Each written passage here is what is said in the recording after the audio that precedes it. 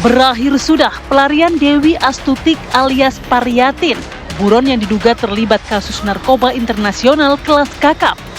Perempuan berusia 43 tahun ini digelandang ke tanah air setelah dibekuk oleh Badan Narkotika Nasional (BNN) yang bekerja sama dengan sejumlah pihak berwenang di Kamboja. Penangkapan dilakukan melalui operasi senyap lintas negara pada 1 Desember lalu. Kita amankan tanpa perlawanan dan cukup kooperatif, dan laki-laki yang bersama yang bersangkutan saat ini masih dilakukan pendalaman. Yang bersangkutan ini, satu, dia adalah bagian dari jaringan internasional yang selama ini pindah dari negara ke negara lain, dan pada saat yang bersangkutan berada di negara Kamboja, kita dengan kerjasama tadi yang saya sampaikan, kita bisa menemukan titik yang bersangkutan sehingga kita lakukan penangkapan dengan kolaboratif antara negara Indonesia dengan pemerintah Kamboja. Sepak terjang WNI yang menjadi bos narkoba ini terbongkar setelah aparat mengungkap sejumlah kasus penyelundupan narkoba skala besar di Indonesia. Meski disebut sebagai pemain baru, namun ternyata peran Dewi Astuti dalam bisnis hitam peredaran narkoba jenis sabu sangat mengejutkan. Dewi Astuti bisa dibilang ratu narkoba karena disebut menjadi pengedar besar yang terkait dengan jaringan segitiga emas atau Golden Triangle. Ia diduga kuat sebagai aktor utama dari penyelundupan 2 ton sabu senilai 5 triliun rupiah yang digagalkan BNN pada Mei 2025 lalu.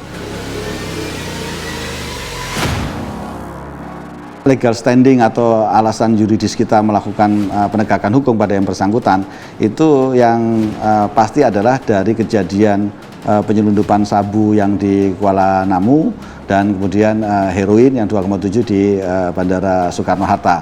Itu dari para kurir yang sudah kita tangkap dan kita proses dan sudah vonis, itu semuanya memberikan keterangan bahwa yang menyuruh, yang mengkoordinir, kemudian yang berkomunikasi mengendalikan adalah Dewi Astuti.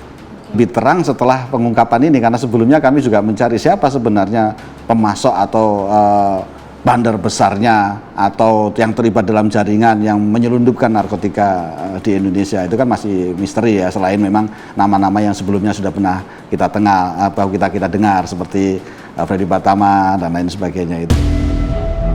Dewi Astuti diduga merekrut ratusan WNI. Mereka dibawa masuk jaringan narkoba internasional dengan tugas menjadi kurir narkoba lintas negara. Lantas seperti apa latar belakang Dewi Astuti? Bagaimana jejak langkahnya hingga bisa masuk dalam jaringan terlarang itu? BNN mengungkap, sebelum masuk lingkaran setan bisnis narkoba, Dewi Astuti pernah bekerja sebagai scammer atau operator penipuan online di Kamboja.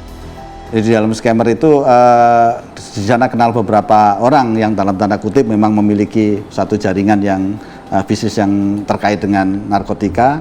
Kemudian di situ dia dikenalkan dan pertama kali dia ikut bergabung di situ. Tugasnya dia utamanya adalah mencari kurir-kurir warga negara Indonesia untuk membawa narkotika bukan hanya untuk ke Indonesia. Gitu. Jadi di kawasan Asia sudah banyak yang dari Brasil, kemudian juga ada Ethiopia, ada Laos, itu dia lakukan. Tapi memang dia bertugas merekrut kurir yang berasal dari Indonesia.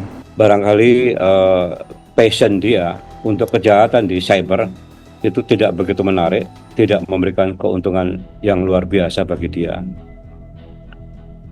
Kita ingat bahwa kejahatan narkotika ini uangnya tidak berseri. Yang jelas uangnya tidak ada serinya. Kalau saya mengupas dari sisi bagaimana tindak pidana pencucian uang soal ini, betapa dahsyatnya kejahatan narkotika ini. Jadi itu kira-kira pergeseran itu mungkin ke arah di situ. Banyak kan di Indonesia ini perempuan-perempuan yang secara ekonomi kurang mapan, ekonominya pas-pasan. Itu salah satunya adalah menjadi sasaran. Di desa asalnya, Balong, Ponorogo, Jawa Timur, Dewi Astuti dikenal dengan nama Paryatin. Sekitar tahun 2009, ia pamit meninggalkan suami dan anak-anaknya yang masih kecil untuk bekerja sebagai asisten rumah tangga di Taiwan. Pasrah kali hukum mawon gitu loh. Atau mawon loh.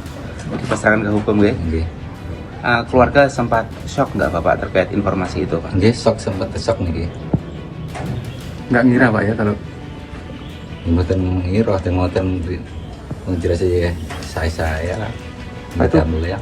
berangkatnya kemarin tuh kapan tuh Pak? Sebelum puasa niku. Sebelum puasa tahun berapa Pak? Gitu. 24 nih. 2024. Pamitnya kemana Pak? Ya pamitnya ke rumah bosnya yang dulu Di Taiwan. Taiwan. Ya. Tapi ternyata nyampe di Kamboja itu gimana?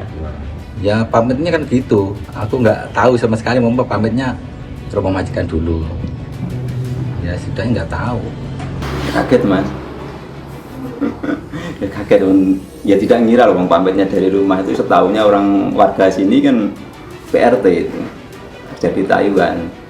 Nah, setahunya kan itu. Sebelum ke Taiwan ya ibu rumah tangga Mas. Itu waktu itu kan masih sibuk ngurus anaknya masih kecil-kecil waktu itu. Atas perbuatannya, Dewi Astutik alias Paryatin bisa terancam hukuman maksimal yaitu pidana mati.